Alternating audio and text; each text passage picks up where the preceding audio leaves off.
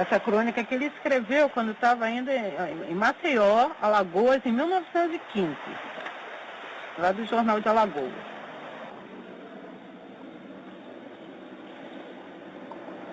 A Constituição da República tem um buraco. É possível que tenha muitos, mas sou pouco exigente e satisfaço-me em referir-me a um só. Possuímos, segundo dizem os entendidos, 3 poderes: o executivo, que é o dono da casa, o legislativo e o judiciário, domésticos, moços de recados, gente assalariada para o patrão fazer figura e deitar em face diante das visitas. Resta ainda um 4º poder, coisa vaga, imponderável, mas que é tacitamente considerado o sumário dos outros 3. E é aí que o carro toca. Há no Brasil um funcionário de atribuições indeterminadas, mas ilimitadas.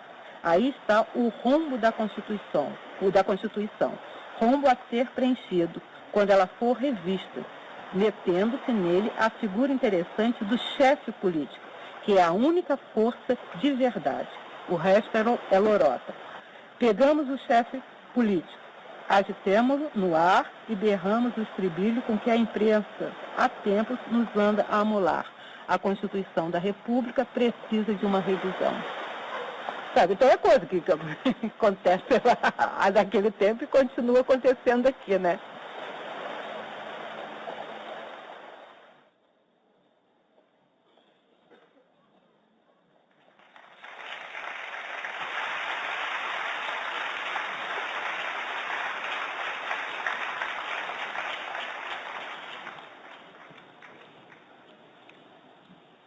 Boa noite.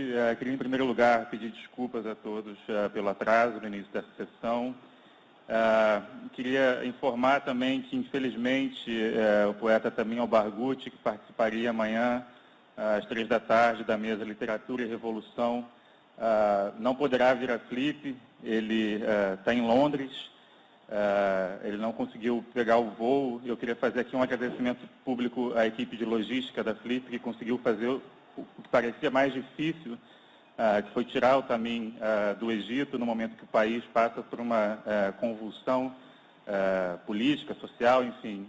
Mas ele chegou em Londres, passou pela imigração e o passaporte dele sumiu. Ele perdeu ou foi roubado, e então ele está lá, no momento, no aeroporto sem passaporte e não vai ter como embarcar. No lugar do Tamim Albarguti, o Milton Ratum e o Vladimir Safatli, que está aqui, vão participar da mesa. Quem tem ingresso comprado já, o ingresso vale automaticamente para essa nova mesa.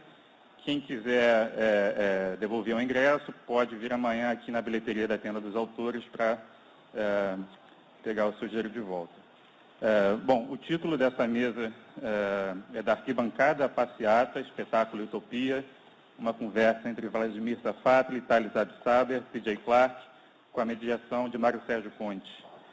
O Mário Sérgio é um dos principais jornalistas brasileiros, foi diretor de redação da Veja e do Jornal do Brasil, além de ter sido um dos criadores e também diretor de redação da revista Piauí.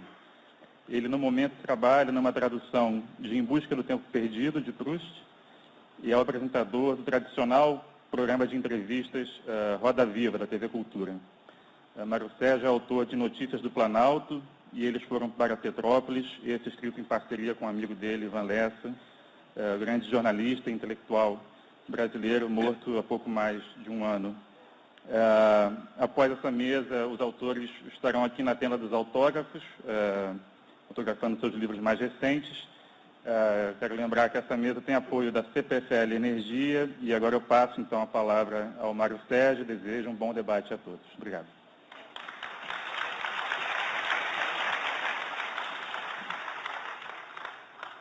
Boa noite, obrigado pela presença. É um prazer aqui debater com o professor Timothy James Clark, que é um grande crítico literário que estudou a pintura francesa a partir do século XIX, publica regularmente na London Review of Books e publicou recentemente um artigo na New Left Review sobre o futuro da esquerda, No Future, que está sendo lançado agora como livro aqui no Brasil pela Cosac Naif.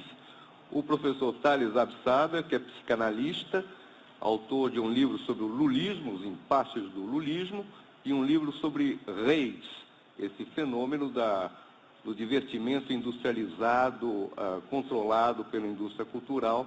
É um longo ensaio muito interessante.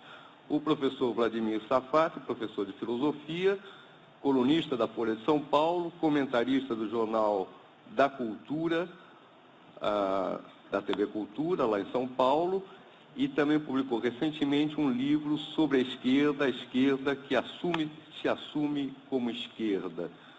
O nosso tema hoje, forçosamente, são as últimas demonstrações no Brasil, esse movimento enorme que a gente viu agora em junho, e as suas implicações, as perspectivas, o que ele abre na cena mundial. Eu gostaria que o professor T.J. Clark, de início, falasse sobre um aspecto particular dessas manifestações, mas que colocam uma questão de fundo, que é o futebol, a Copa do Mundo, as grandes manifestações na porta dos estádios, dos jogos, né, pela primeira vez um símbolo maior da nacionalidade, que é o futebol, a seleção brasileira, foi abertamente contestado, todo o show que se montou em torno dos estádios, os próprios estádios, se reivindicou padrão FIFA para os serviços públicos, transportes, hospitais, escolas, que não existe, e, ao mesmo tempo, era transmitido, os jogos transmitidos pela televisão. O professor Clark, ele foi da Internacional Situacionista, foi expulso da seção inglesa, e inspirada por a Internacional Situacionista, por Guy Debord, e que trabalha justamente com a questão da imagem. Professor Clark, o senhor poderia falar um pouco sobre isso, por favor? Yes, very gladly. First of all, I want to say that I'm going to show just 3 or 4 images. Maybe I'll put the first one up. Can you put up the first one? Yeah, no, that's not the first one. Let's go back. Yes, okay. I'm going to show you just a few images, and I'm going to talk very briefly about one aspect of the recent demonstrations. Follow my glasses. I should begin by saying that I'm not going to pronounce on the events that have shaken your country over the past 2 weeks. It would be presumptuous, not to say fatuous, even to try. The time is past when European intellectuals, a Sartre, an E.P. Thompson, a Foucault, a Tony Negri, could parachute into the politics of faraway places and offer to situate what was happening on the basis of a week or so's acquaintance in the frame of a history or theory. Or do I mean that they could offer to do so without being hooted out of town? So what I'm going to do in the next 5-10 minutes is no more than offer you a few images and obvious thoughts, hoping that they will start debate and they will contribute to what comes later. There are some lines in a poem by the Caribbean writer Derek Walcott, poet, that have come back to me in recent days from a poem called A Sea Change. Derek Walcott, great poet, I think, born in St. Lucia and now living in Trinidad. So as a West Indian, you'll see that he refers in the poem to islands. So perhaps we've got to substitute something, something much more continental and massive than an island. But apart from that, I think maybe the lines will make sense. Can this be the right place?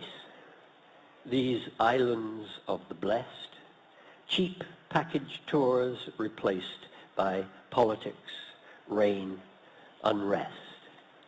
Is the flood having a second try with orders to collect all the dark gathering rage of a bruised electorate tired of its billboard image.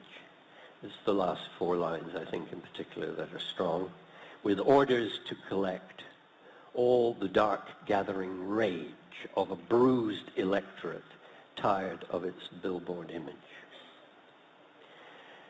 You will forgive me, I hope, if I draw from the tangle of threads of Brazil's dark gathering rage the very extraordinary, and of course I realize in a way perhaps misleadingly glamorous, evidence of a bruised electorate specifically tired of its billboard image.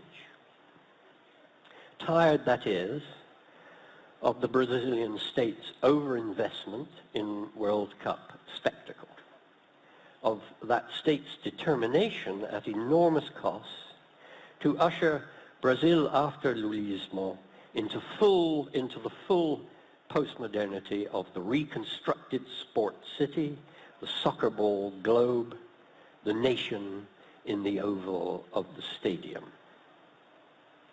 You must realize how fascinated the rest of the world is by the sight of Brazil, of all places, turning against the cult of football. But of course, it's precisely not the cult that is being revolted against. It is the church of football that is the target, not the cult.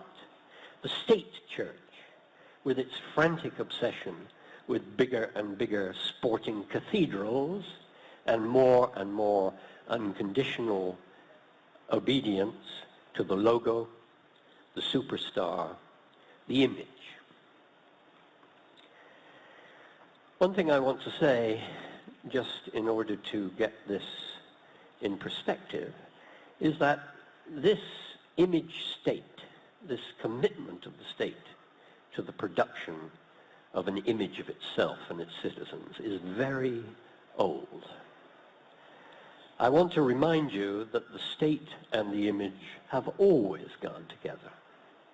The oldest monument we have, for example, of ancient Egyptian state formation, I mean, in a certain sense, the very beginning of the state, the extraordinary stele of King Jet from Abydos, now in the Louvre, here it is, has on it 3 signs. 2 of them, the snake and the falcon, are totemic